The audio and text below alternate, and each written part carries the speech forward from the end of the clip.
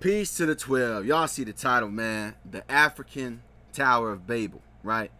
The African Tower of Babel. Some people call it Babel. So we're going to be touching on it. I'm sure a lot of you have probably heard about the Tower of Babel, right? Unless you live under a rock, right? Considering the fact that the Bible is the best-selling book in the world, right? So let's click on this real quick. Tower of Babel. What is the Tower of Babel? Go to Google. It says, Tower of Babel is a mythical structure in the Christian Old Testament book of Genesis that was built in Shinar, aka Babylonia, after the deluge. The deluge is talking about after the flood, right?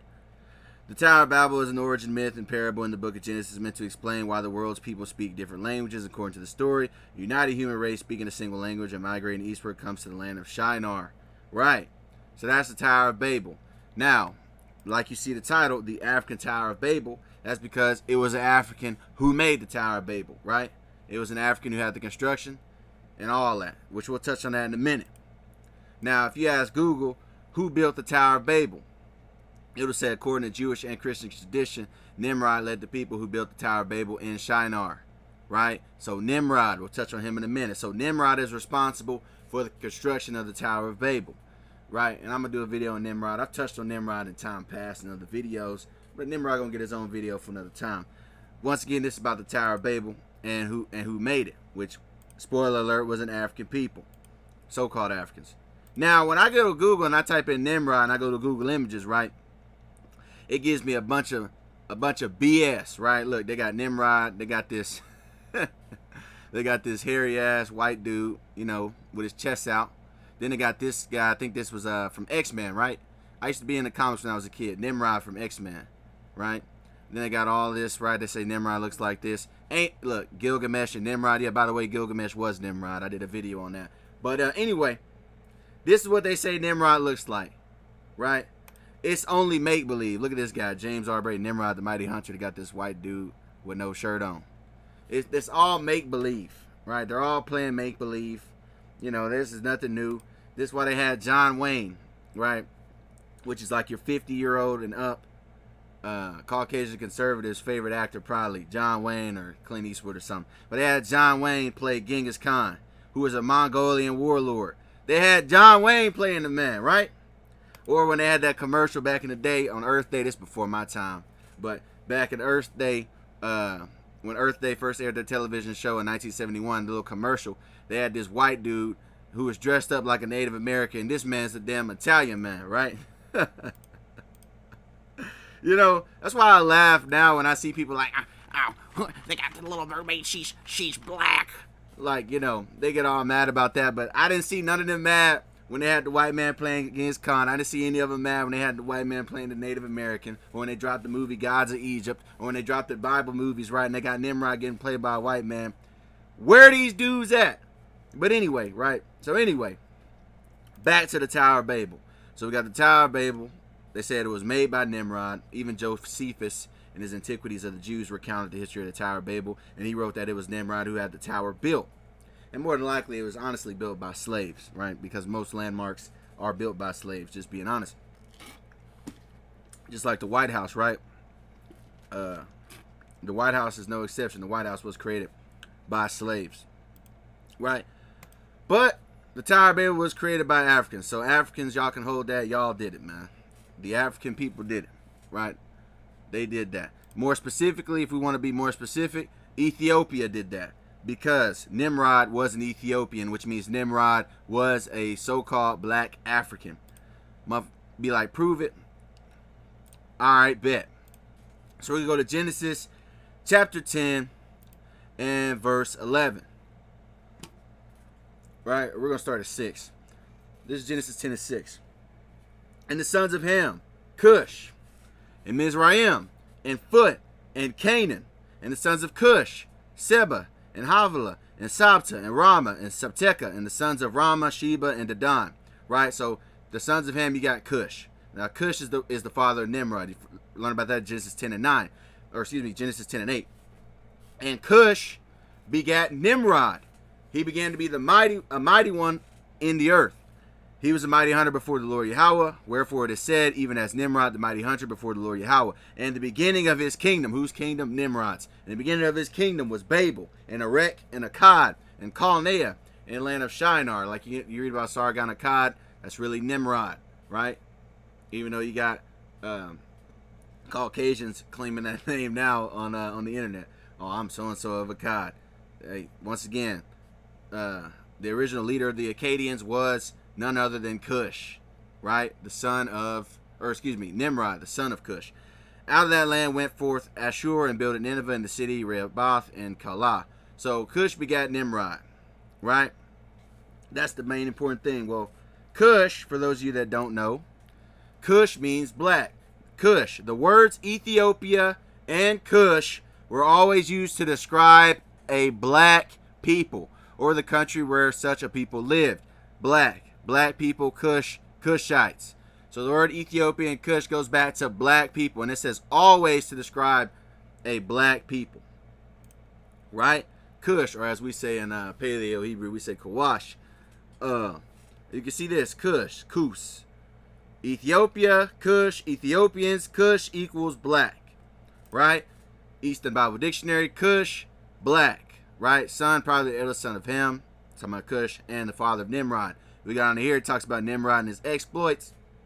It says, Nimrod was a great Kushite chief. He conquered the Akkadians, a Turanian race already settled in Mesopotamia, and founded his kingdom. The Kushites mingled with the Akkads and so formed the Chaldean nation. Right, the Chaldeans, which, by the way, for those of you that don't know, Abraham descends from the Chaldeans. I've done videos on that in time past. But Genesis 10 and 8, just for more Genesis 10 and 8 other versions, because it said King James, Cush begat Nimrod. That means Cush fathered Nimrod. Cush was the father of Nimrod, like I said, right? So guess what? When we go back to speaking about Nimrod, the founder of the Tower of Babel, this is all make-believe, and Nimrod was, in fact, a so-called black man. He's black, right? So-called black, because black is not a race. You have various different ethnic groups that have a dark skin color, and they're not of the same nation. But anyway, so he was black. So then who the F is this guy? Who the F is this guy, man? I'll tell you who it is. It's somebody cosplaying as Nimrod. That's why you can't allow these people to try to teach you your history. They're going to lie to you, right? Even the ones that are honest, they usually leave things out. That's why you got to do independent research. That's why channels like mine exist. Because I do the independent research and so do other people. Shout out Tazarah. Shout out Elia. Shout out Chronicles of Judah. Shout out anybody that's a independent historian looking up history, man. Right? Finding some correct history. But anyway. Oh, and by the way, Cush means black. The words Ethiopia and Cush were used always to describe a black people. Well, wouldn't you know that there was a Benjamite, which goes back to the 12 tribes of Israel. Benjamin is one of the sons of Israel. There was a Benjamite who was named Cush. Cush equals black. Check this out. Strong's definition, Kawash, Cush, probably of foreign origin. Cush or Ethiopia, the name of a son of Ham and of his territory. Check this out. Also of an Israelite. Cush, Ethiopia. So, there was an Israelite named Cush. You know why? Because he had to have been black. Why else would they name him that? Psalm 7 and 1. He had to have been very dark to be specific. This Psalm 7 and 1. Shagaian of David, which he sang unto the Lord Yahweh concerning the words of Cush, the Benjamite. O Lord Yahweh, my God, in thee do I put my trust. Save me from all them that persecute me and deliver me. Right? So Cush was a Benjamite, and we know that Cush equals black. Matter of fact, it said what? The words Ethiopia and Cush were always used to describe a black people. And they had an Israelite named Cush. Right? Cush the Benjamite. Just look at the word there, Cush. It's the same word used to describe the Ethiopians, Cush. So yeah, Cush the Benjamite was named after that, right? And what is a Benjamite? Benjamin means son of the right hand. The tribe descended from Benjamin, the son of Jacob. Jacob's name was changed to Israel, and he had 12 sons. You get the 12 tribes of Israel, right? The youngest son of Jacob, all right? You can actually learn about Benjamin being one of the 12 tribes in Genesis 49 and 27, which reads, Benjamin shall raven as a wolf. In the morning he shall devour the prey, and at night he shall divide the spoil. And a lot of your famous pirates, I might do a video on this another time, but just to get a little sidetracked, a lot of your famous pirates, the so-called black pirates, hey, they were Benjamites, man. All right, and they were dividing the spoils, but that's another video for another day. But anyway, verse 28, next verse. All these are the 12 tribes of Israel, and this is it that their father spake unto them and blessed them, everyone according to his blessing he blessed them. So Benjamin was among the 12 tribes of Israel, right? And also, let me say this. Another word for Cush that people use is Cushi. You got Cushion, Cushi, Ethiopians, blackness, right? So you got Hitchcock's Bible Dictionary. Cushi is another word for Cush. Why do I bring up Cushi? Well, Cushi also means generally a dark-skinned person of African descent. To the Greek Ethiops, dark-skinned person of African descent. Kushites. Kushi is basically a short form of Kushite, right? And Ite just means son of Cush, like Israelite, son of Israel, or child of Israel, right? Anyway, dictionary Cushi. It simply indicated that the person so designated was of the Kushite people. See that? The great-grandfather of Yehudi, a contemporary of Jeremiah, as well as the father of Zephaniah the prophet. So you have two Israelites in this case that were also named Cushi. Makes you wonder, right? Check this out. Cushi, the name of two Israelites. Cushi, their blackness, an ancestor of Yehudi, the father of the prophet Zephaniah. I'll actually pull both of those right now. Go to Zephaniah 1:1.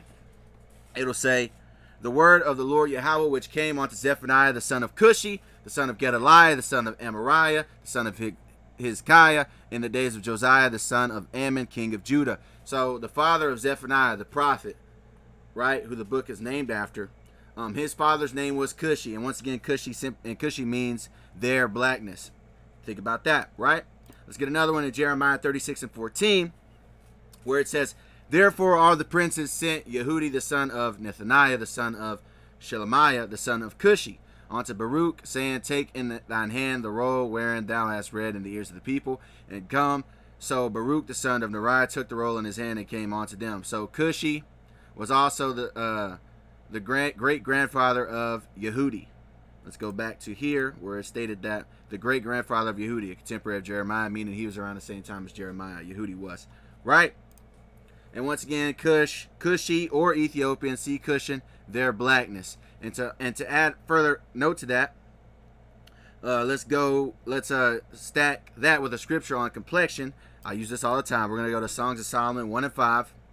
We're going to go to King James Version first. This Songs of Solomon 1:5. I am black, but comely, O ye daughters of Jerusalem, as the tents of Kedar, as the curtains of Solomon. So this person is saying, I am black but comely, meaning black and beautiful. Other versions, I am dark but lovely. I am black and beautiful, black but lovely, black but lovely, black but lovely. And they said, they compared themselves to the tents of Kedar, so they said, I am as black as the tents of Kedar. Mind you, this is an Israelite speaking. Well, these are the tents of Kedar, meaning they were very dark-skinned, right? And the next verse, Song of Solomon 1:6, it says, look not upon me because I am black, because the sun have looked upon me. My mother's children were angry with me. They made me the keeper of the vineyards, but mine own vineyard have I not kept. Meaning they were darker because of the sun. Well, so-called black people also tan in the sun as well. These are two so-called black women. They have tan lines, right? We tan in the sun, right? Even dark-skinned people tan in the sun. I've done video on that before. And let's even get historical. So we got the fact, we proved that Nimrod was an Ethiopian, meaning Nimrod was black. All right, and then I just got some Israelites that were named after Ethiopians, or named after Ethiopia identity, right? Now let's get historical on this as well. Let's go to Tacitus, a historian and a politician. Cornelius Tacitus, known simply as Tacitus, was a Roman historian and politician, right? He was born in 56 AD. He is widely regarded as one of the greatest Roman historians by Roman scholars. He's one of the greatest Roman historians. Let's see what he had to say in the histories of Tacitus, right? We're going to go to page 399. We're going to go down to the highlighted portion. See what it says. It says, many assert that the Jews were an Ethiopian race, driven out by fear or hatred to seek a new home in the reign of King Cephas. So he says, many assert that the Jews were an Ethiopian race. So it was not uncommon for people to think that the Jews were just Ethiopians. And once again, like I said, we're two different people groups, but that lets you know that we had similarities to one another. Why else would many assert that the Jews were an Ethiopian race? Something to think about, right? Let's also go to some wall engravings. Let's go to the Lachish reliefs. What is the Lachish reliefs? Well, the Lachish reliefs are a set of Assyrian palace reliefs narrating the story of the Assyrian victory over the kingdom of Judah, right? So, we're going to look at this Lachish reliefs. Right, this is the Lachish reliefs. Now, if you see right here, you can see these people have woolly beards and woolly afros. Zoom in, they have woolly beards and afros. But hey, don't let me tell you, and these are, by the way, the people of Judah. And don't let me tell you, let's see what somebody has to say. This is Edward Plumtree. He was an English divine and scholar, born in 1821. This is what he had to say about the Lachish reliefs. We're going to go to his book, Assyrian and Babylonian Inscriptions, their bearing of the Old Testament scriptures. We're going to go to page 448. We're going to go down to this highlighted portion. This is what he say. It is significant that the captives are, for the most part, represented as having woolly hair, as though they had belonged to the Ethiopian army of Tirhakah. So these Judeans, right? These people right here, they had woolly hair as though they belonged to the Ethiopians. But these were not Ethiopians. These were Judeans. Let's prove that. Let's go to Sir Austin Henry Layard, an Assyriologist, guy born in 1817. See what he had to say in his book, Discoveries in the Ruins of Nineveh and Babylon. We're going to go to page 129. Look at this woolly hair, right? It says, the captives were undoubtedly Jews. Their physiognomy was strikingly indicated in the sculptures, right? So these right here are Judeans, and once again, they had woolly hair as though they belonged to an Ethiopian army. Matter of fact, what I'm going to do now, I'm going to get a so-called African woman, so-called black woman, and I'm going to put her right here, of a bust of her, and compare it to the engraving of the Lachish relief. So these are the Hebrews in captivity. This is a mid-century African woman bronze head sculpture in Austria, 1950s. They have the same hair texture, right? This is Assyrian flaying Hebrews alive. This is another African sculpture, same hair texture, right? Easy right there, easy right there. Even look at this. This is a Sarson's head. This is a Blackamoor sculpture. Boom, boom.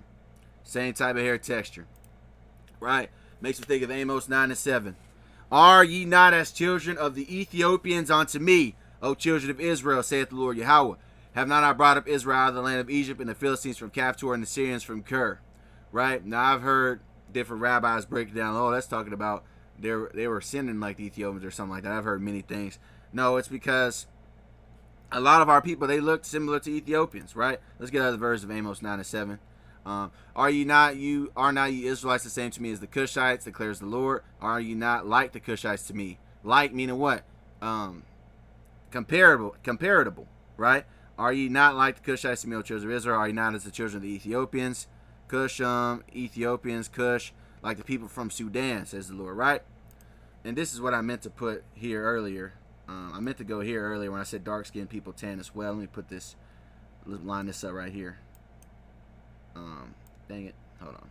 Salakia, 1 second. Right. There we go. Because I said we get dark in the skin as well. I showed two so-called light-skinned women with tan lines. But look, dark-skinned people have the tan lines as well. Right? Anyway, let's go back to where I was at. Let's get some more scriptures on that. Let's get Lamentations 5 and 10 going about dark skin. Lamentations 5 and 10. It says, our skin was black like an oven because of the terrible famine. Other versions, famine has blackened our skin. Our skin is black like an oven. Now, mind you, this is a picture of a woman. She put it on TikTok. This is her in the wintertime. This is her in the summertime. The sun blackened her skin. Real simple. Even in Job 30:30, it says, my skin is black upon me and my bones are burned with the heat. I had some Edomite get in my comments years ago talking about, oh, he's talking about he was sick. Well, please let me know what sickness turns you black. I'm waiting on that. But anyway, my sins are black upon me and my bones are burned with the heat. Matter of fact, Herodotus, who people call the father of history, Herodotus the historian, in his book, The Histories, said the same thing about the Egyptians. He says, the people dwelling there, the Egyptians, are black because of the heat. Like Job said, my skin is black upon me and my bones are burned with the heat. He said, Herodotus said the Egyptians are black because of the heat. Right? Right? Now I know someone's going to type in, oh, well, what about white and ruddy? Right? Song of Solomon 5 and 10. Let's deal with it. Song of Solomon 5 and 10. My beloved is white and ruddy, the chiefest among 10,000. This is not talking about his complexion being white. That's why when you go into other versions, it says my beloved is radiant and ruddy. My love is dark and dazzling. Radiant and ruddy, dazzling and reddish, dazzling and ruddy, dazzling and ruddy. So it's talking about bright, clean, a light. That's what it's talking about. It's not talking about he's white. Matter of fact, even when we go all the way back to Jamestown, people didn't call themselves white. White is a relatively new term. Now let's touch on this word ruddy. What does ruddy mean? Right? Because ruddy is used in the scriptures 4 times. Right? It's like a dark, it says red. It says the dark-skinned Hebrews found great beauty and a clear complexion, which lets you know right there there were dark-skinned Hebrews majority of the time, and they found great beauty and a clear complexion. So when you type in ruddy now, they're going to give you some ginger, some pale ginger, right? This is just lies, man. Because look, ruddy. Look at a ruddy cow, brownish red, right? Ruddy goat, brownish red. Ruddy horse, brownish red. Ruddy person, brownish red. Real simple, right? Like the San people, the Khoisan people of South Africa, most of them are of reddish brown complexion, a ruddy complexion. Even Alan Howard Godby, he lets you know that there are Africans that are ruddy. This is Alan Howard Godby. He was a Methodist minister, Methodist historian, teacher, writer, scholar in the field of the Old Testament, Hebrew history, archaeology, and Semitics, born in 1864. And he wrote a book that's known as The Lost Tribes of Myth. Right? We're going to go to this part of this page where it says, Phut is the son of Ham, that is a vassal of Egypt. Now the Fulas, who have pushed across Africa from Somaliland to Senegambia and the lower Niger, have the very tradition that they are descendants of Phut, the son of Ham. We get on to here. It says, they call themselves also the Pool, the Fool, the plural Poolby or Foolby, ruddy, see that? Ruddy, clear, brown people. And the Foolby people are now known as the Fulani.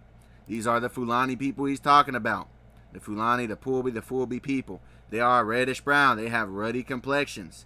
These are the Fulani people. Reddish brown, ruddy complexion. Get another guy.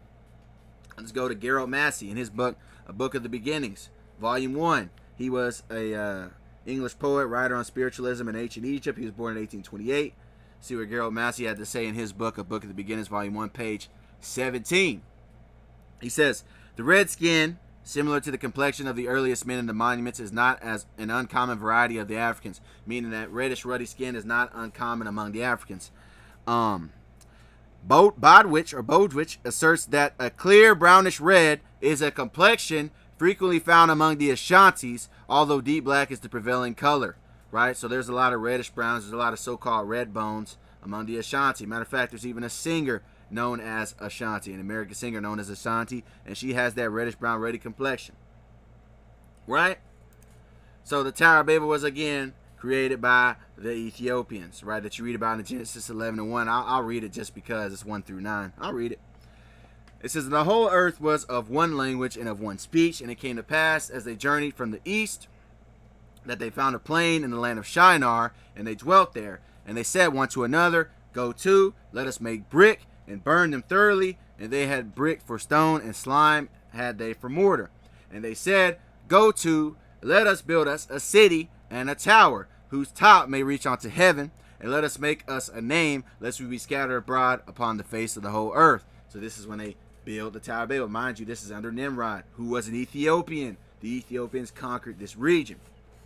Also, I'm not really going to go into it in this video, but the Aztecs also had a Tower of Babel story, which just shows you that it was an event that occurred, or it gives validity to that. But anyway, and the Lord Yahweh came down to see the city and the tower which the children of men builded.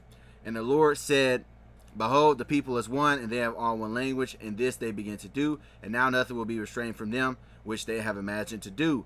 Go to, let us go down, and there confound their language, that they may not understand one another's speech. So the Lord Yahweh scattered them abroad from thence upon the face of the earth, and they left off to build the city. Therefore is the name of it called Babel, because the Lord did there confound the language of all the earth, and from thence did the Lord Yahweh scatter them abroad upon the face of all the earth. And this also proves that I'm not trying to unify with everybody damn else, right? That's why I say all the time, my videos are for the 12 tribes of Israel, right? You got a problem with that, you don't like that, kick rocks, right? I'm not trying to click up with my enemies, right? My enemies are listed in Psalms 83, it's in Nehemiah 5 and 9, it's all throughout the scriptures, right? Luke 1:68, right? I have enemies out here, and I'm not trying to click up with them, right? So shout out to my Israelites, including my Israelite foreigners, who may look like another nation, but come back to the tribes of Israel due to their seed line. Shout out to them. And this also proves the Lord wasn't rocking with it either, because he broke up that organization, that unity, they unified, and he destroyed it, right? He scattered their language, and that was that, right? And by the way, it said in the land of Shinar. Where was that at? It said Shinar somewhere. Yeah, the land of Shinar, verse 2, Genesis 11 and 2. Shinar, for those of you that know, it's in Iraq, right? Or Iraq, however you want to say it, right? Iraq, almost entirely Kuwait. Yeah, that's where Shinar was at. And it was within the kingdom of Nimrod. You want to read more about Nimrod? Watch my video, Black Empires They Don't Want You to Forget. So, that's pretty much it on what I was saying. Let me go back to the little thumbnail.